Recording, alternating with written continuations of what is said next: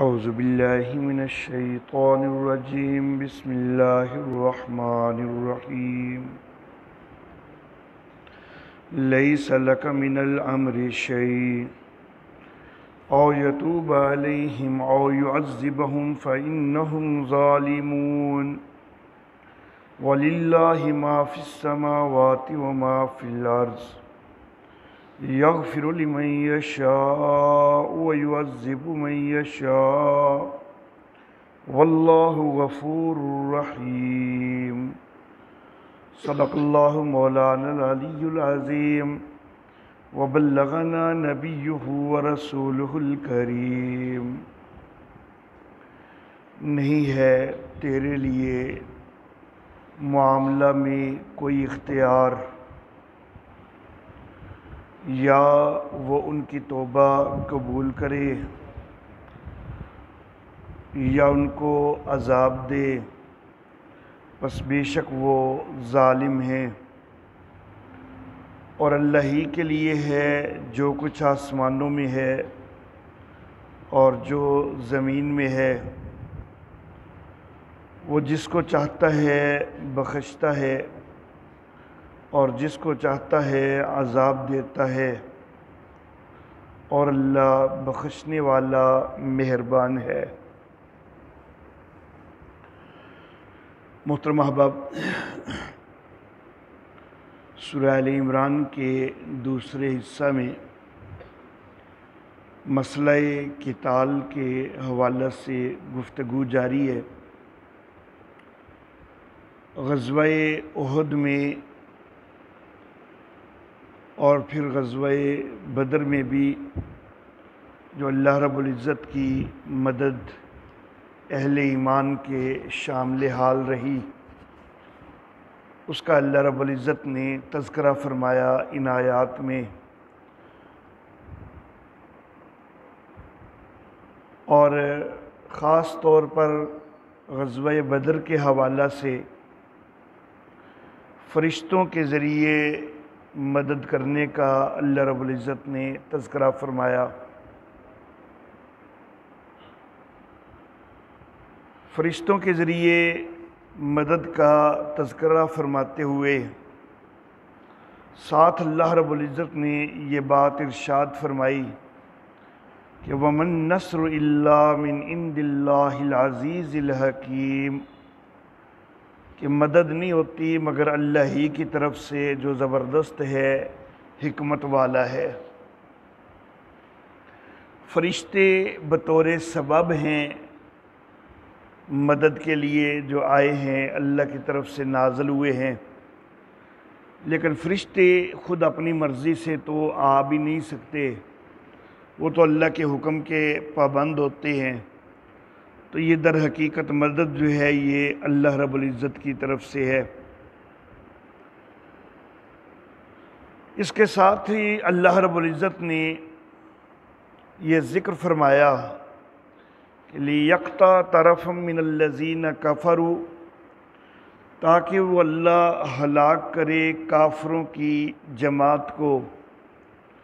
اور يَكْبِتَهُمْ، یا اللہ ان کو ذلیل کرے، فَيَنْقَلِبُوا خَائِبِينَ،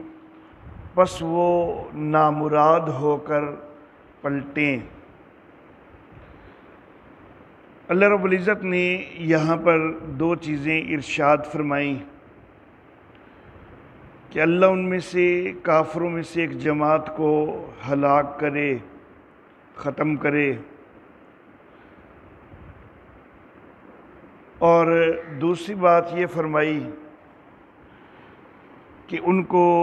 ذلیل کرے، نامراد ہو کے واپس پلٹیں۔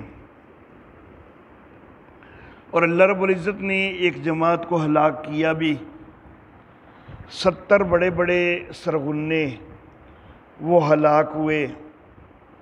اور اللہ رب العزت نے ذلیل بھی کیا، 70 قیدی بنے، باقی جو ہے وہ بھاگے۔ فَيَنْقَلِبُوا خَائِبِينَ، نامراد ہو کے پلٹے۔ چاہ رہے تھے کہ ہم فتح حاصل کریں، لیکن اپنی مراد کو نہیں پہنچے، ذلیل و رسوا ہوئے، خائب و خاسر ہو کے واپس پلٹے، تو یہ سارا اختیار اللہ رب العزت کا چل رہا تھا۔ اللہ رب العزت کے اختیار کی ان دو باتوں کا تذکرہ کر کے پھر اللہ رب العزت نے ایک جملہ ارشاد فرمایا ہے کہ لیس لک من الامر شیء، اے نبی معاملے کے اندر آپ کو کوئی اختیار حاصل نہیں ہے۔ اللہ رب العزت نے پہلے اپنے اختیار کا تذکرہ فرمایا اور پھر یہ ارشاد فرما دیا کہ آپ کو معاملے میں کوئی اختیار نہیں۔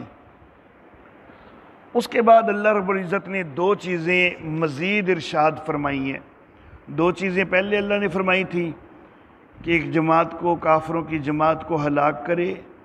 یا اللہ ان کو ذلیل کرے، وہ نامراد ہو کے پلٹیں۔ اور اب دو چیزیں مزید ذکر فرمائیں، او یتوب علیہم، یا اللہ ان کی توبہ قبول کرے، او یعذبہم، یا اللہ ان کو عذاب دے، فإنہم ظالمون، عذاب اس لیے دے کہ بے شک وہ ظالم ہیں، تو انہوں نے ظلم کیا ہے اس لیے وہ عذاب کے مستحق ہیں، تو اللہ چاہے تو ان کو عذاب دے۔ اب گویا کہ دو چیزیں اللہ رب العزت نے اپنی اختیار کے حوالہ سے پہلے ذکر فرمائیں، دو چیزیں بعد میں ذکر فرمائیں، اور درمیان میں یہ لفظ استعمال فرمائے کہ لیس لک من الامر شیء، اے نبی معاملے کے اندر آپ کا کوئی اختیار کوئی نہیں۔ تو یہ بڑی وضاحت کے ساتھ اللہ رب العزت نے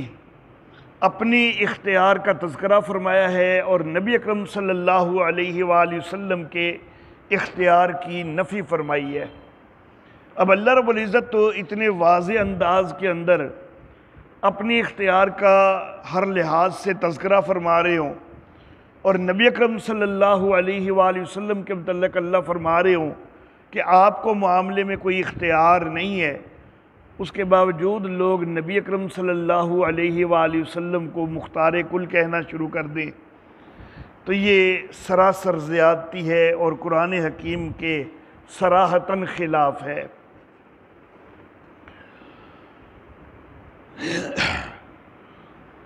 جس وقت غزوہ بدر میں کفار نے مسلمانوں پر چڑھائی کی ہے، اور پھر اگلے سال غزوہ احد میں بھی چڑھائی کی ہے، اور غزوہ احد کے اندر تو اہل ایمان کو بڑا نقصان بھی ہو گیا، ایک اجتہادی خطا کی وجہ سے، درہ چھوڑنے کی وجہ سے، جیسا کہ میں گزشتہ دروس میں ذکر کر چکا ہوں۔ خود رحمت کائنات سید الانبیاء نبی اکرم صلی اللہ علیہ وآلہ وسلم ایک گڑھے کے اندر گر گئے، آپ کے دو دانت مبارک بھی شہید ہو گئے، آپ کے رخسار مبارک میں خود کی کڑیاں بھی چبھیں، 70 صحابہ کرام بھی غزوہ احد کے اندر شہید ہوئے، تو یہ بڑا سارا نقصان ہوا۔ تو مفسرین کہتے ہیں کہ نبی اکرم صلی اللہ علیہ وآلہ وسلم نے اس موقع پر چند افراد کا نام لے کر ان کے خلاف بد دعا کر دی تھی، اگرچہ میرے آقا صلی اللہ علیہ وآلہ وسلم وہ سراسر رحمت ہی رحمت ہیں، لیکن بہرحال جس وقت کسی کو بہت زیادہ ستایا گیا ہو، بہت تنگ کیا گیا ہو، تو بعض اوقات پھر بد دعا بھی زبان پہ آ جایا کرتی ہے۔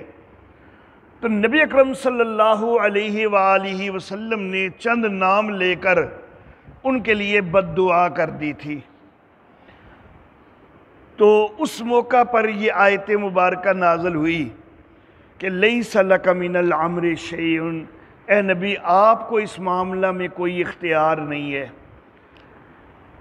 اختیار اللہ ہی کا چلتا ہے، اللہ نے چاہا تو ان کی جماعت کو ہلاک بھی کیا، ان کو ذلیل بھی کیا، نامراد ہو کے پلٹے۔ اللہ چاہیں گے تو مستقبل میں ان کی توبہ قبول کریں گے اگر وہ تائب ہو جاتے ہیں، یا اللہ چاہیں تو ان کو عذاب دے دیں گے، کیونکہ اللہ رب العزت نے دونوں راہیں انسانوں کے اوپر واضح کر دی ہوئی ہیں، نیکی کی راہ بھی اور برائی کی راہ بھی۔ تو اگر وہ نیکی کی راہ کی طرف آ جائیں، توبہ کر لیں، تو پھر اللہ رب العزت ان کی توبہ قبول کرنے والے ہیں۔ اور اگر جس طرح پہلے فرمایا کہ فَإِنَّهُمْ ظَالِمُونَ، ہیں تو وہ ظالم، انہوں نے ظلم کیا ہے، تو اگر اسی ظلم کی راہ میں ہی آگے بڑھتے جائیں، تائب نہ ہوں، تو پھر اللہ ان کو عذاب بھی دے دے۔ تو یہ اللہ کا اختیار ہے، آپ کا اختیار نہیں ہے۔ اور مفسرین کرام نے لکھا ہے کہ نبی اکرم صلی اللہ علیہ وآلہ وسلم نے جن جن افراد کے نام لے کر اس وقت بد دعا کی تھی، تو وہ بعد میں سارے کے سارے مسلمان ہو گئے، سارے کے سارے صحابی بن گئے۔ اللہ رب العزت نے ان سب کو جو ہے وہ ان کی توبہ کو قبول کر لیا۔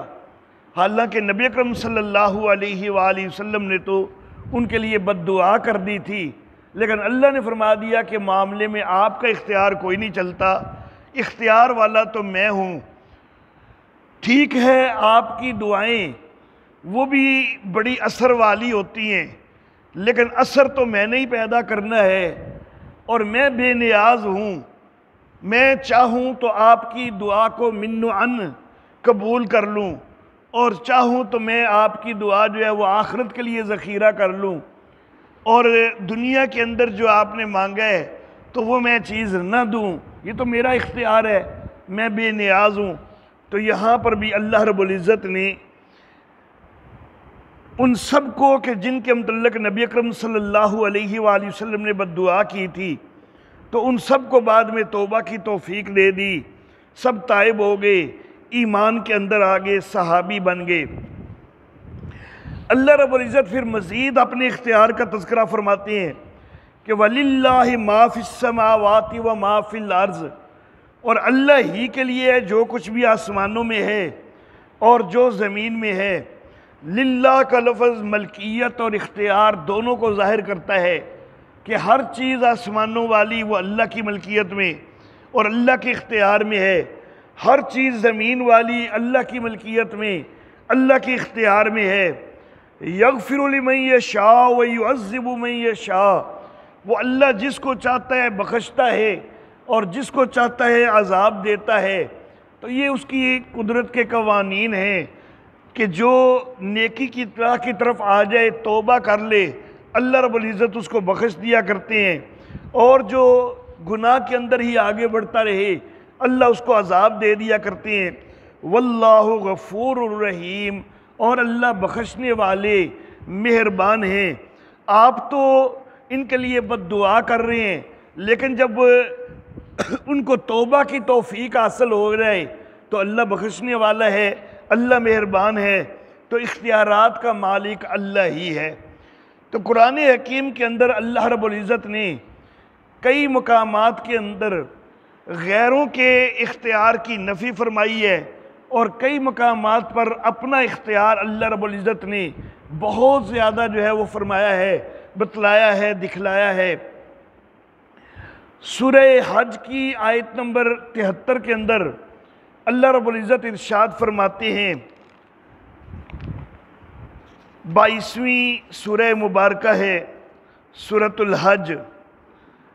آیت نمبر 73، صفحہ نمبر 308 ہے۔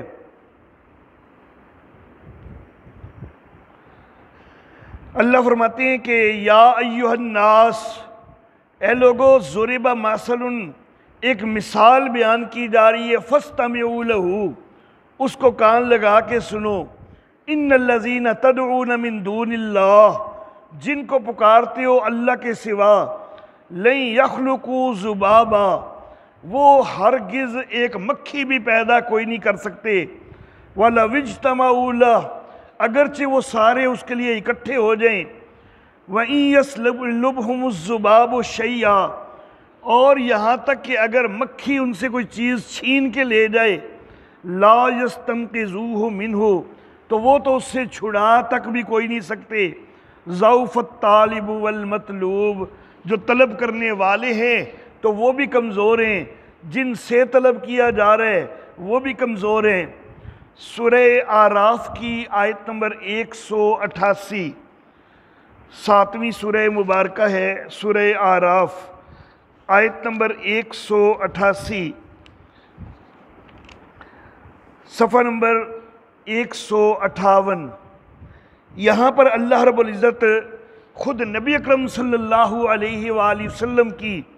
زبان مبارک سے یہ بات کہلوا رہے ہیں کہ کل اے نبی آپ کہیے، لا املک لنفسی نفعا ولا ضرا، میں تو خود اپنی ذات کے لیے بھی نہ نفع کا مالک ہوں نہ ہی نقصان کا، یعنی میں اپنے آپ کو نفع دے کوئی نہیں سکتا، اپنے سے نقصان کو ٹال کوئی نہیں سکتا، الا ما شاء اللہ، مگر جو ہوتا ہے وہی ہوتا ہے جو اللہ چاہتا ہے۔ سورہ نحل کی آیت نمبر 20، 16ویں سورہ مبارکہ ہے، صفحہ نمبر 243۔ اللہ رب العزت ارشاد فرماتے ہیں کہ والذین یدعون من دون اللہ، اور وہ کہ جن کو اللہ کے سوا پکارتے ہیں، لا یخلقون شیئا، وہ تو کوئی چیز پیدا کوئی نہیں کر سکتے، وہم یخلقون، اور وہ تو خود پیدا کیے ہوئے ہیں۔ سورہ فاطر 35ویں سورہ مبارکہ ہے اور آیت نمبر 13 ہے۔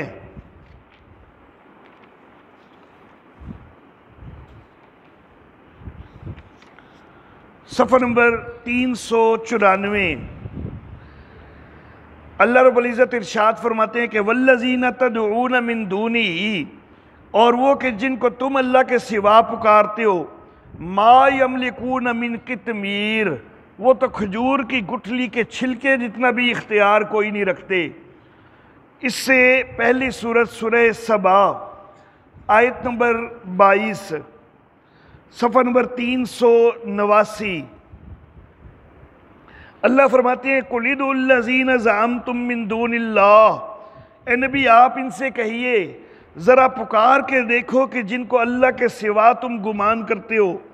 لا یملکون مثقال ذرۃ فی السماوات ولا فی الارض، وہ تو ایک ذرے کے برابر بھی اختیار کوئی نہیں رکھتے، نہ آسمانوں میں اور نہ ہی زمین میں، وما لہم فیہما من شرک، اور ان کی ان دونوں کے اندر، نہ آسمانوں کے اندر اور نہ ہی زمین کے اندر کوئی شراکت بھی موجود کوئی نہیں ہے۔ تو اللہ رب العزت غیر اللہ کے اختیار کو مکمل طور پر جو ہے اس کی نفی فرماتی ہے کہ ایک ذرے جتنا اختیار بھی کسی کے پاس نہیں ہے۔ دوسری طرف اللہ رب العزت اپنے اختیار کا تذکرہ فرماتے ہیں سورہ آل عمران کی آیت نمبر 40۔